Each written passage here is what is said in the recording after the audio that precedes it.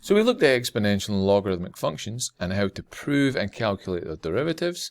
What I'm going to do here for you, I've got a couple of questions.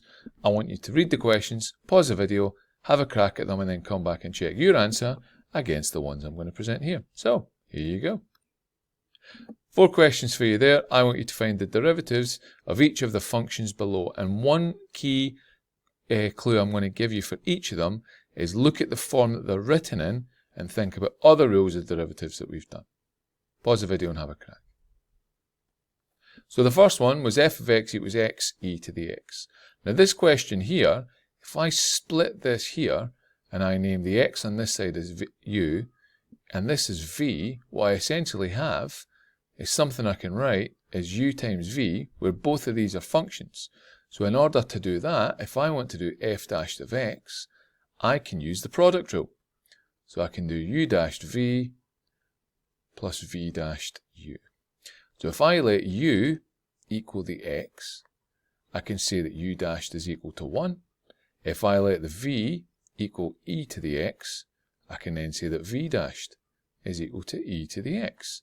If I plug this all together, from that, I can quite simply say that the derivative f dashed of x is equal to u dashed v, so is 1 times e to the x, so it's just e to the x, plus v dashed u plus x e to the x.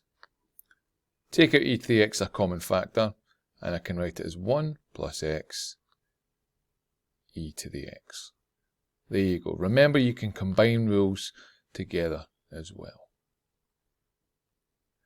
Second question was if I've got y equals ln x over x squared, I want the derivative. Now, this one here is written as a function u over a function v. So in this case, I've got u over v, and as soon as you see something of that format, you should instantly think of the quotient rule.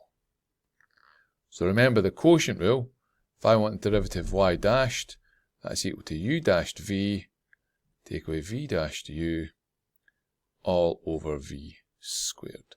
So I know my u and my v just by looking at that, so I'm going to set u equal to ln x, the top, and I'm going to set my v equal to the x squared, the bottom.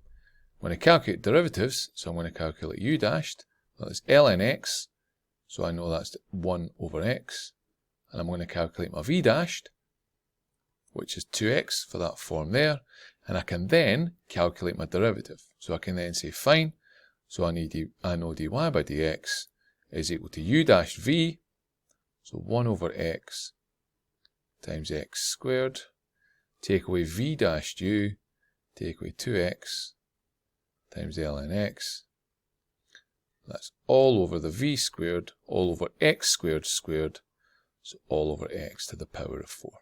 So what I'm going to do is simplify all of these bits on top and then see what I can simplify between them. So 1 over x times x squared, that is quite simply equal to x. And if you'll notice, I've got x as a common factor in both of these. So I'm going to take it out and I'll have x bracket 1 minus 2 ln x. And that's all going to be over x to the power of 4. And again, simplifying it even more, I can cancel out an x from each of these bits here.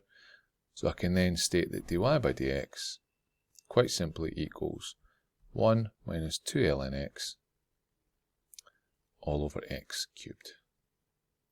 So there you go, I've got my derivative for that one. Third question was y equals 3 e to the x sine x. Now again, this is still written in that same format as the first one, the product rule, because I've got one function here u, one function here v, so I can just utilize that again. So what I'm going to do is I'm going to set u equal to the 3 e to the x. Because I've done that, I can say that u dashed, again, is quite simply equal to 3 e to the x. The power is just an x. The coefficient in front is a constant, so we don't need to worry about that. So 3 e to the x. My other function was v is equal to sine x. So if I calculate v dashed, that equals cos x.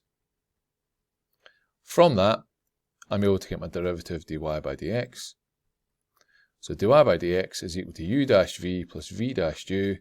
So 3 e to the x sine x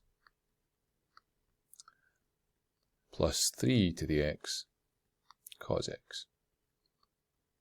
And again, simplify it. Take the 3e to the x out, because they've both got it. So I've got 3e to the x, bracket sine x, plus cos x. So there you go, bringing trig into it as well. Now you can bring trig into it in any format you want. You can include it in exponential functions or logarithmic functions. There's no rule on the basis of that. You can do it as much as you please. My final one was f of x equals ln of cos x. Now this one here, it might be easier to write in a certain format. If I let u equal cos x there, I can rewrite it as f of x equals ln of u, where u is the cos x here. So now what I know is if that I want f dash of x, what I have to do is the derivative of ln u, well in this case that's going to be 1 over u, times the derivative of u itself. If u is cos x, the derivative of u is minus sine x. I also know that 1 over u is 1 over cos, so that's going to give me negative sine x over cos x. And from that, if I remember my trig identities, sine over cos is tan, so that's then equal to minus tan x. Again, simplify it as much as you can and make it as easy as possible to read, work with and understand. So there you go, 4 examples of logs and exponentials when they come into play. Just remember, we can combine all the rules that we know and all the rules that we work with when it comes to differentiation and make it nice and simple for any complex function that we're working with at this stage.